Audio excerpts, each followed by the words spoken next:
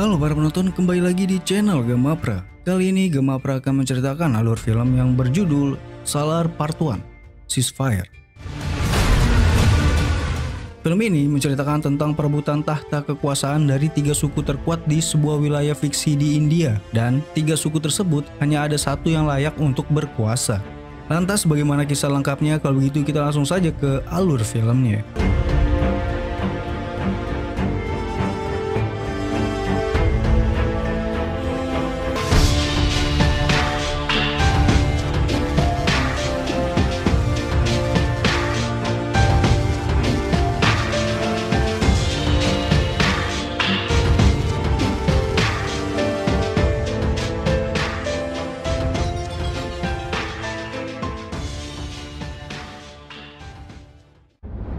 దూరంగా ఉన్న ఒక ప్రాంతంలో పగలు శత్రుత్వాల మధ్య విడదీయలేని స్నేహం ఉండేది. Pada tahun 1127, terdapat 3 suku yang sangat kuat menempati di sebuah wilayah fiksi bernama Kansar. 3 suku tersebut adalah suku Manar, suku Ganiar, dan suku Soryangga. Dari 3 suku tersebut, mereka saling mengakui bahwa wilayah Kansar adalah wilayah mereka. Mereka pun bersatu menjadi satu kekuatan yang tak tertandingi. Saking kuatnya, siapapun yang menginjakkan kaki di wilayah Kansar dengan ingin merebut wilayah Kansar harus berakhir tragis. Terbukti pada zaman itu, Inggris yang merupakan kerajaan terkuat di dunia pada kala itu dan mampu menguasai seluruh wilayah India harus mengakui ketangguhan dari ketiga suku tersebut. Hingga setelah kemerdekaan India, Kansar mengutus perwakilan mereka yaitu seorang pria bernama Siva Manar dari suku Manar untuk menolak wilayah Kansar menjadi bagian dari India dan membuat sebuah perjanjian bahwa segala ketentuan dan peraturan yang India buat tidak berlaku bagi Kansar. Namun sebaliknya, setiap aturan yang ditetapkan oleh Kansar akan diterapkan juga di India. India pun tidak punya pilihan dan akhirnya perjanjian itu pun disetujui. ఖనియార్ తెగ, శౌర్యాంగ తెగ, మన్నార్ తెగ, ఈ 3 తెగలు కొన్ని వందల సంవత్సరాలు వాళ్ళకెదురు. Lalu Siva Manar, pemimpin dari suku Manar, menyadari bahwa ketiga suku yang mendiami wilayah Kansar adalah suku-suku terhebat dan memiliki sifat kekerasan yang tinggi. Oleh karena itulah Siva Manar berinisiatif untuk membuat sebuah sistem hukum yang harus dipatuhi bersama agar dari ketiga suku tersebut bisa lebih berhati-hati lagi dalam bertindak dan juga bisa menghindari bentrokan antar suku. Lalu Siva Manar membagi wilayah Kansar menjadi 101 bagian. Di setiap bagian dipilihlah seseorang dari ketiga suku tersebut untuk memimpin wilayah-wilayah yang sudah terbagi. Setelah itu, Siva Manar membuat sebuah gelang untuk para pemimpin wilayah. Bukan itu saja, Siva Manar juga membentuk sebuah hierarki yang dimana ada gubernur yaitu para pemimpin wilayah, di atasnya ada tuan, dan di atasnya tuan ada raja. Siva Manar lalu mengumumkan bahwa dirinya adalah seorang raja Kansar, lalu menunjuk beberapa tuan dan gubernur untuk menjalani pemerintahan di Kansar. తెగలకున్న violent nature తెలిసిన శివమన్నార్ ఖాన్సార్ని 101 భాగాలుగా చేసి అందరూ ఖచ్చితంగా పాటించాల్సిన నియమాల్ని రాయించి. Kemudian di Kansar, ada sebuah pertemanan yang sangat solid dilakukan oleh 2 orang bocah yang bernama Deva dan Farda. Mereka berdua dari suku yang berbeda. Farda dari suku Manar, anak dari Raja Manar, cucunya Siva Manar, sedangkan Deva dari suku Soryangga. Walaupun berbeda suku, mereka seperti saudara. Mereka sering menghabiskan banyak waktu untuk bermain bersama dan mereka juga telah berjanji untuk saling membantu ketika salah satu dari mereka membutuhkan bantuan.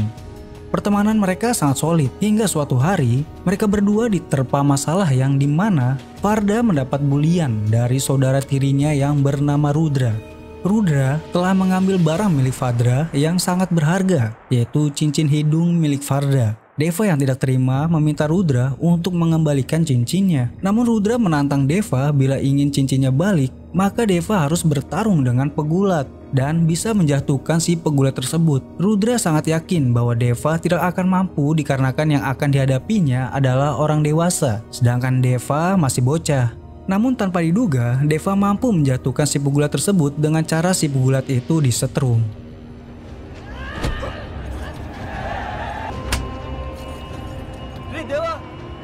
Dewa!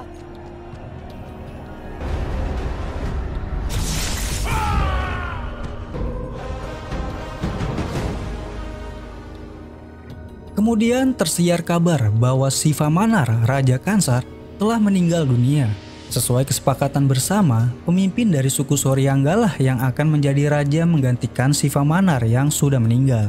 Namun Raja Manar, ayahnya Farda, tidak rela tahta kerajaan ayahnya pindah ke suku lain. Raja Manar pun memerintahkan anak buahnya untuk membantai seluruh suku Soryangga agar dirinya bisa berkuasa di Kansar. Terjadilah pembantaian pada suku Soryangga. Akibatnya, Deva yang merupakan dari suku Soryangga juga ikut dalam incaran pembantaian. Dirinya tak luput dari anak buahnya Raja Manar. Namun ketika Deva dan ibunya akan dibunuh, Farda menolong Deva dengan memberikan wilayahnya yang Farda pimpin ke anak buah ayahnya. Dengan itu, anak buah Raja Manar menghentikan rencana mereka untuk membunuh Deva dan ibunya. Lalu setelah berhasil menyelamatkan Deva dan ibunya, Farda meminta Deva dan ibunya untuk pergi dari Kansar menyelamatkan diri. Dengan bantuan Farda, akhirnya Deva dan ibunya bisa selamat dari pembantaian. తెచ్చిచ్చేవాడు వద్దనుకున్నది ఎంత పెద్ద సమస్య వచ్చినా తన బలమైన సైన్యాదైన అంతం చేసేవాడు. Setelah peristiwa pembantaian, Deva dan ibunya berpindah-pindah tempat tinggal untuk menghindari dari incaran anak buahnya Raja Manar yang mencari sisa-sisa suku Soryangga yang masih selamat. Hingga pada tahun 2017, kini Deva dewasa bersama ibunya tinggal di sebuah daerah bernama Tinsukia. Di sana, Deva bekerja sebagai mekanik di pertambangan dan ibunya sebagai kepala sekolah di sebuah sekolahan. Lalu pada suatu hari, Deva dan ibunya mendapat titipan seorang wanita bernama Adya. Adya merupakan anak dari seorang miliarder bernama Krishnakan yang kini tinggal di Amerika. Alasan Krishnakan menitipkan anaknya ke Deva dan ibunya adalah karena Krishnakan takut Adya menjadi incaran dari anak buahnya Radha Rama. Radha Rama merupakan anak dari Raja Manar yang sudah lama mengincar Krishna karena masa lalunya, dan juga Krishna merupakan saingannya. Sudah lama Krishnakan menghindari kejaran dari Radha Rama karena kesalahan di masa lalunya, sampai-sampai dirinya harus menyembunyikan keluarganya ke Amerika. Dan pada hari itu, Krishnakan mengetahui bahwa Adya pulang ke India untuk menyebarkan abu jenazah ibunya. Tidak ingin Adya terluka, Krishna menghubungi temannya yang bernama Bilal yang juga merupakan temannya Deva untuk sementara waktu tinggal bersama Deva dan ibunya demi menghindari anak buahnya Radha Rama. తెలిస్తే కాదు కృష్ణకాంత్ కూతురు ఇండియాకి వచ్చింది sir. Selama tinggal di Tinsukia, Adya tidak mengetahui alasan ayahnya menyarankan tinggal bersama Deva dan ibunya. Adya hanya mengikuti perintah dari ayahnya saja. Namun keberadaan Adya berhasil diketahui oleh anak buahnya Radha Rama. Tak butuh waktu lama, anak buahnya Radha Rama pun menculik Adya di depan Deva dan ibunya. Lantas, ibunya Deva meminta Deva untuk melindungi Adya dan menyelamatkan Adya yang diculik. Terjadilah pertarungan antara anak buahnya Radha Rama dan Deva. Dari pertarungan tersebut, Deva berhasil mengalahkan anak buahnya Radha Rama lalu menyelamatkan Adya.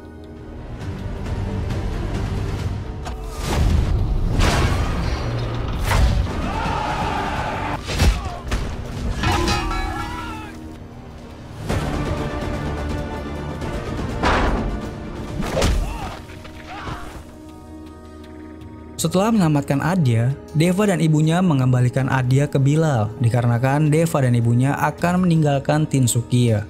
Lalu setelah ditinggal pergi oleh Deva dan ibunya, tak lama Adya yang pada saat itu bersama Bilal diculik kembali oleh anak buahnya Radha Rama.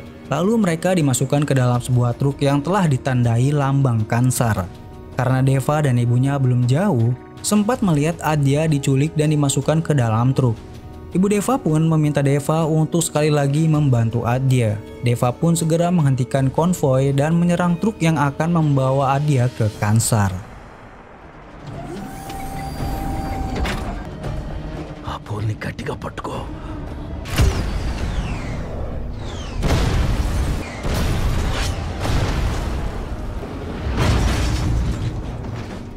Kemudian di sisi yang lain, Krishna pergi ke rumah Radha Rama untuk menyerahkan diri dikarenakan Krishna mengetahui bahwa anaknya telah berhasil diculik kembali.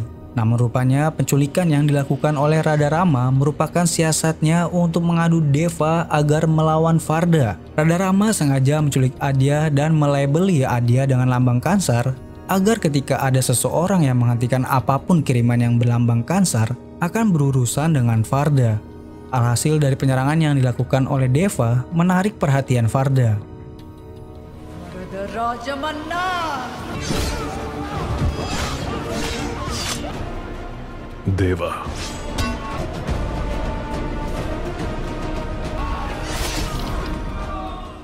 Setelah Deva berhasil menghentikan aksi penculikan, Adya bertanya-tanya tentang Kansar ke Bilal.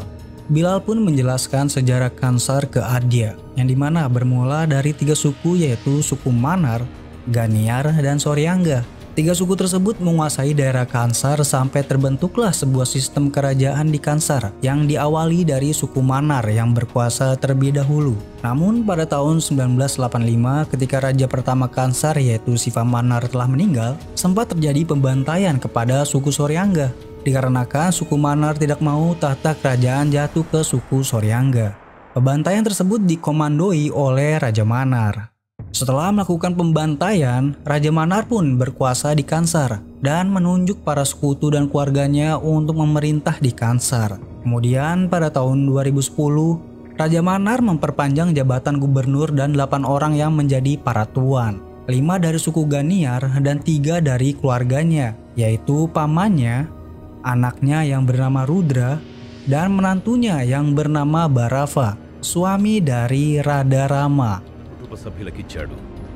ఓం, వాలి, రంగ, రుద్ర తన మొదటి భార్య కొడుకు, భారవ రాజమన్నారికి అల్లుడు, రాధారమ.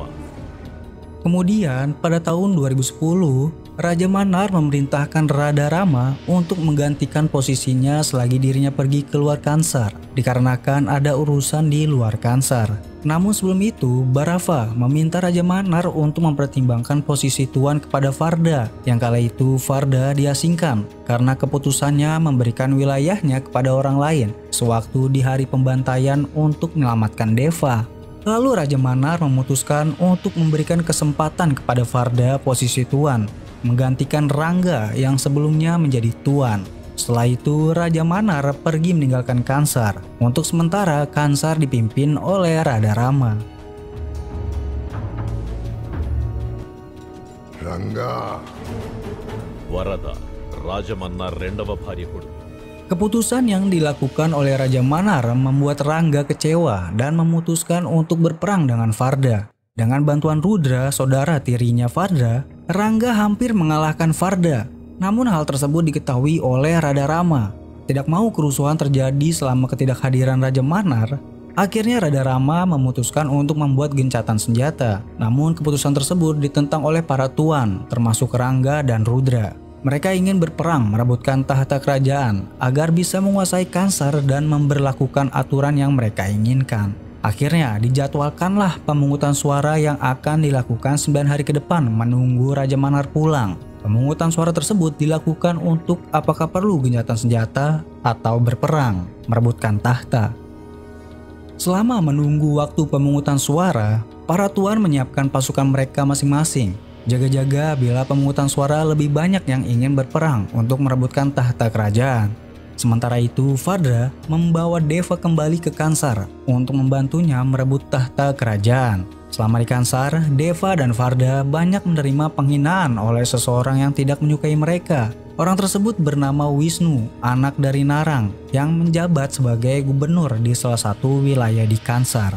Hingga pada suatu hari, karena terus mendapat penghinaan, kesabaran Deva pun tak terbendung lagi. Deva pun akhirnya membunuh seluruh anak buahnya Wisnu dan juga Wisnu yang telah melakukan kekerasan seksual terhadap seorang gadis.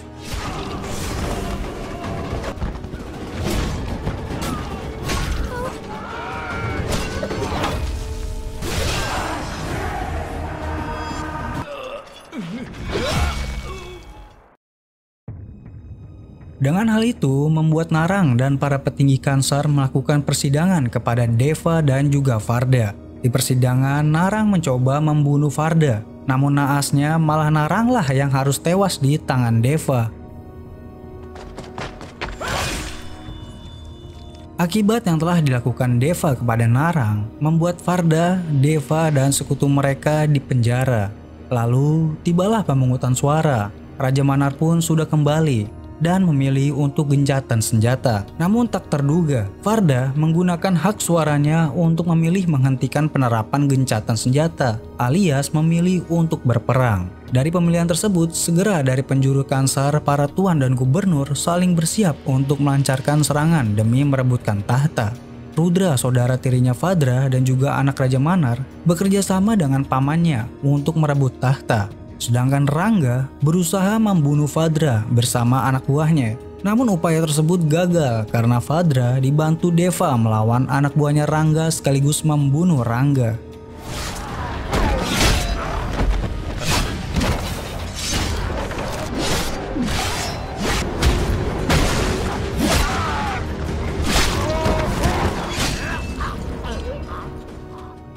Bilal pun masih menceritakan sejarah Kansar ke Adya. Kemudian setelah pemilihan suara, Raja Manar mengungkapkan ke Rada Rama tentang Barafa, suaminya Rada Rama, bahwa Barafa berasal dari suku Soryangga dan merupakan salah satu dari sedikit orang yang selamat di hari pembantaian. Tak lama, Deru, rekan Barafa, tertangkap. Lalu ia mengungkapkan bahwa di luar sana Barafa dan pasukan suku Soryangga yang masih hidup telah bersiap dan bersumpah akan membalaskan dendam mereka terhadap Raja Manar yang telah melakukan genosida terhadap suku Soryangga. Bukan hanya itu saja, Deru juga mengungkapkan ke Raja Manar dan Rada Rama bahwa Deva yang merupakan sahabatnya Fadra merupakan anak dari Dara Raisar yang seharusnya menjadi Raja Kansar menggantikan Siva Manar yang telah meninggal. Namun dia dibunuh di hari pembantaian yang dilakukan oleh Raja Manar. Sementara itu, Fadra mengungkapkan ke para sekutunya bahwa Deva adalah salarnya atau pemimpinnya di saat para sekutunya Fadra baru mengetahui bahwa Deva merupakan dari suku Soryangga. Itu berarti Deva merupakan pemimpin suku Soryangga. Kemudian kembali ke tahun 2017 saat Bilal sedang menceritakan sejarah Kansar kepada Adya. Bilal pun menutup kisah tersebut dengan seluruh penjuru Kansar sudah bersiap untuk merebut tahta. Dan inilah ending dari film Salar Part 1, Ceasefire. Salar.